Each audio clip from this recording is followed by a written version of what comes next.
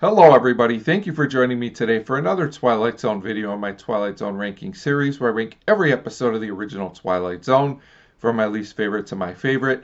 Today I'm going to be talking about number one on the list, It's a Good Life, written by Rod Serling, based on a story by Jerome Bixby. This episode was directed by James Sheldon. This is a season 3 episode, and as always there will be spoilers. So it was tough for me to pick a number one episode of the Twilight Zone, but ultimately I chose It's a Good Life for a couple of reasons. I feel in some ways it's a very disturbing episode with an interesting premise, but it's also really entertaining at the same time. It's also a very unique and memorable episode. I feel like almost every scene is memorable, actually. It's also got a really strong, thought-provoking message, but it's presented in a very clever way, which I also appreciate.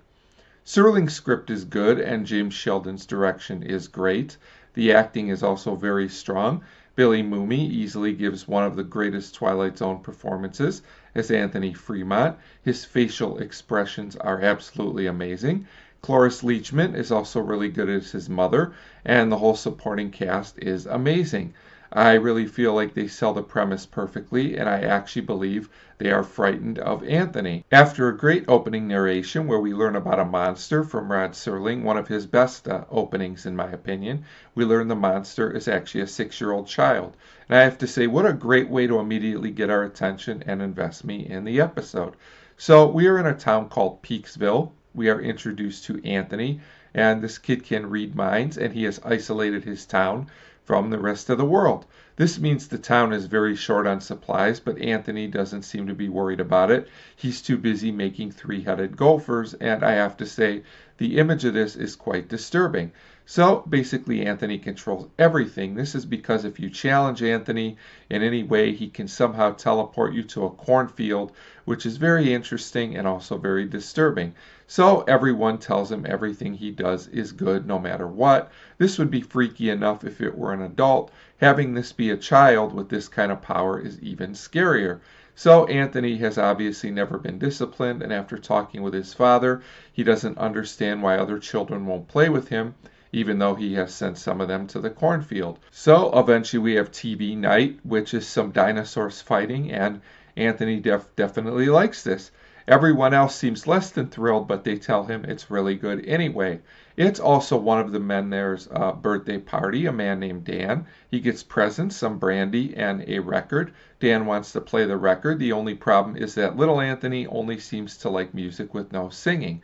So Dan starts drinking and also going off about how things are. He's not very happy.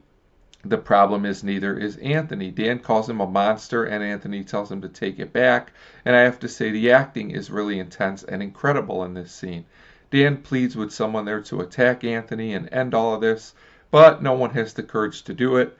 And then we get one of the most memorable Twilight Zone moments as Anthony tells Dan he's a bad man who thinks bad thoughts about him and turns Dan into a jack-in-the-box. Yes, really a jack-in-the-box. And although the effects are very 60s, it's still memorable and disturbing.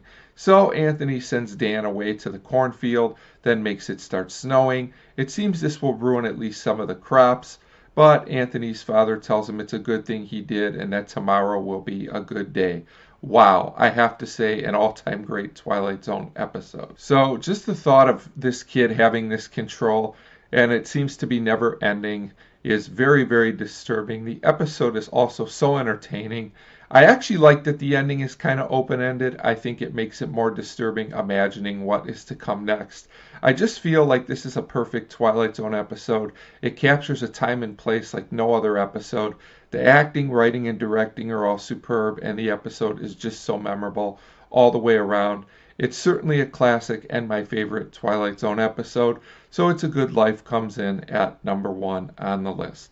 Definitely let me know if you like this episode, and also feel free to let me know what your favorite episode is if you have one. Thank you to everyone who has watched any or all of my Twilight Zone ranking videos.